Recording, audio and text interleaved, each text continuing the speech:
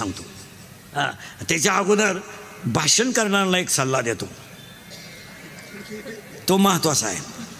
तुम्ही 10व्याला भाषणं जरूर करा, पण आता आपल्याकडे एक बावळटपणा आला आहे. माणूस जाळून आलं कधी एवढा पुढं भाषण, ते चुकीचं आहे.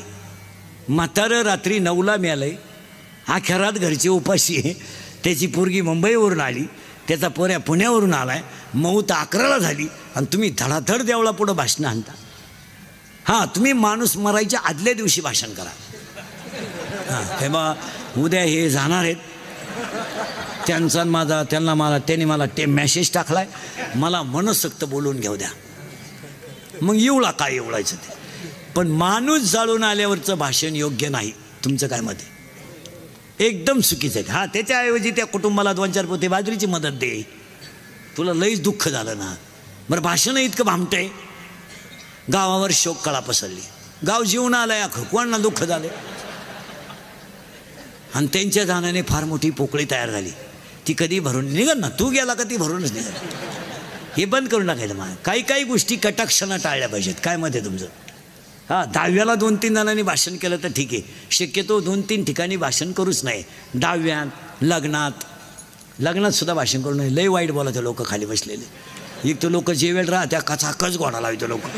हां, बरं, लोकांना माहिती लग्न लफड्याचं आणि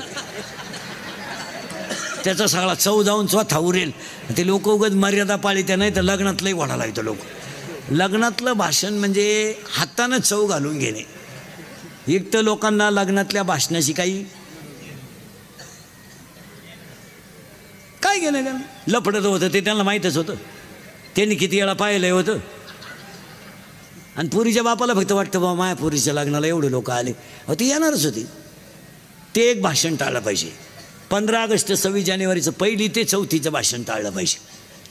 त्या पोरांना इंग्रजांशी काय घ्यायला नाही, ती गोळ्यान घ्यायसाठी आले, ते इंग्रज जाऊ दे, तुझ्या वाट्यावर घुसवले, त्यांना काय घ्यायला, पोरांना काय करायचं. आणि आपले लोक त्यांनाच म्हणतात इंग्रजांनी देश धुतला. पोरं म्हणले धुतला, पण तुझ्या इतकं नाही धुतला त्याने. हे बंद केलं पाहिजे. मला काही गोष्टीचा इंदुरीकरचा तुम्हाला राग येतो, पण मी मेल्यावर तुम्हाला आपली आठवण येईल काय म्हणत होता माणूस.